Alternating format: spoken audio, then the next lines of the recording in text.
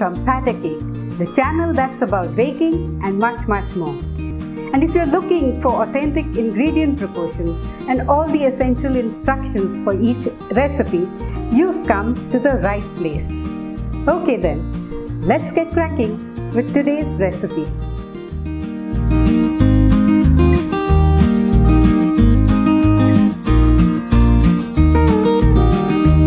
This is for all my vegetarian friends who want to bake a super tasty orange rava cake. But for those who've never baked an eggless cake before, this is a great one to start with.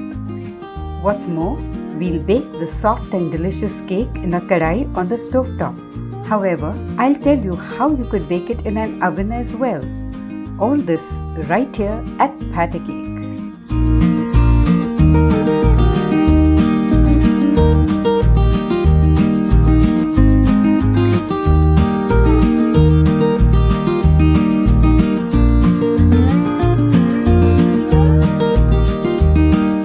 The ingredients for today's recipe include semolina or suji, all-purpose flour or maida, sugar, orange juice, yogurt, oil, a little milk if necessary, baking powder, baking soda and orange zest.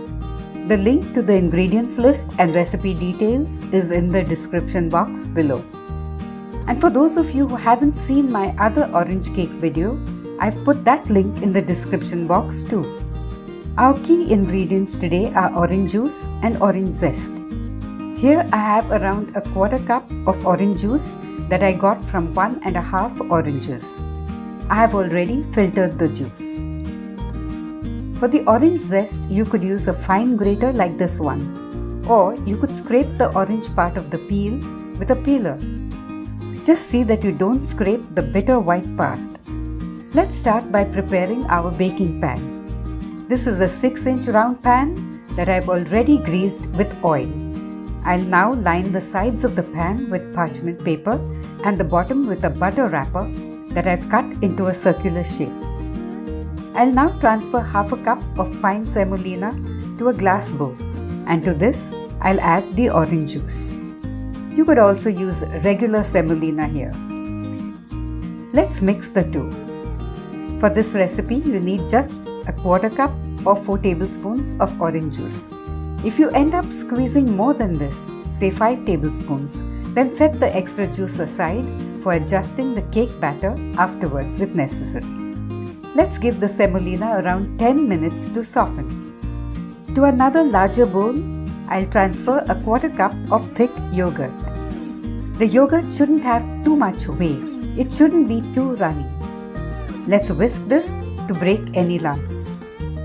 Here I have half a cup plus 1 tablespoon of granulated sugar that I have ground coarsely.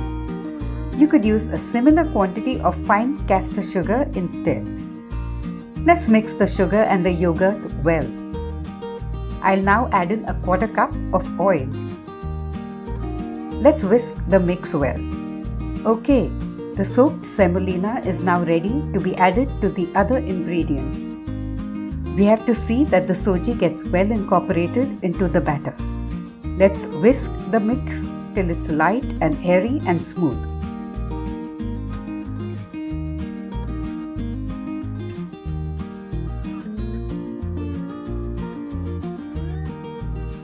At this stage, I'll start preheating my kadai. I'll set a metal ring inside it and place a metal plate on it.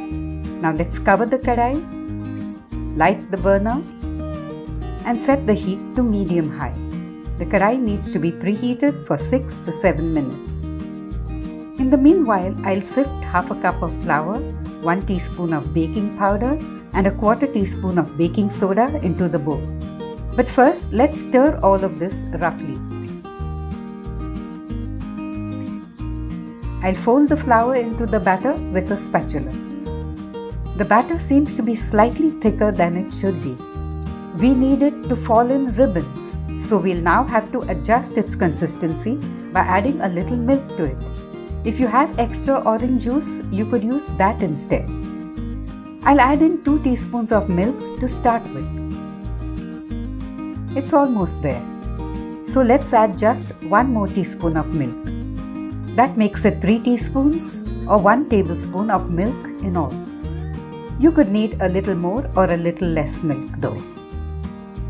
The consistency is now just correct. So let's mix in the orange zest and then pour the batter into the prepared baking pan. Notice how it falls in thick ribbons? That's how the consistency of the batter should be. Let's tap the pan and add a light sprinkling of chopped nuts on top. Okay, I'll now move the pan to the preheated kadai and then turn the heat down to low and bake the cake till it passes the toothpick test.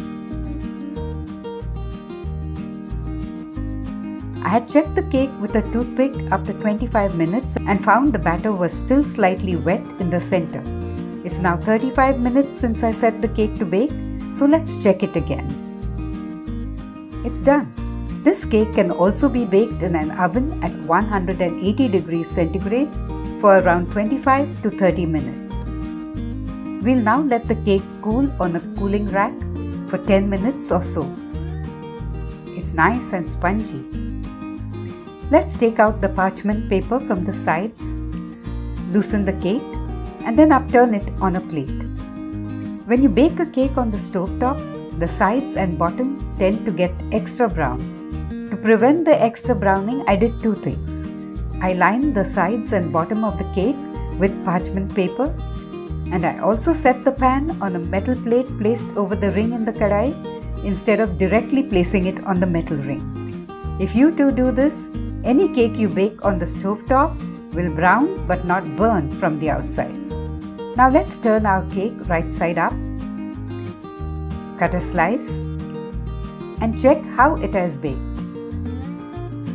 It's light and soft and has baked perfectly. As you've just seen, the batter for this cake can be prepared in no time. And not just that, it's also a soft and tasty cake. You absolutely should try it out. And yes, do let me know how your cake turns out. Hope you enjoyed today's video. And do stop by again for yet another quick and tasty recipe. Till then, take care. Happy cooking!